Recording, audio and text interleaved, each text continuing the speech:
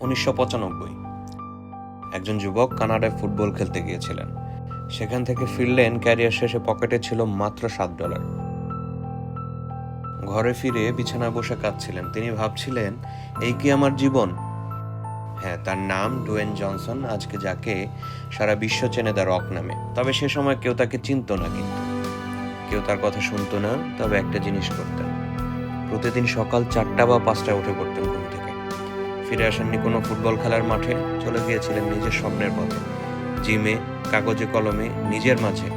তিনি নিজেই বলেছেন, I remember crying, thinking, is this it?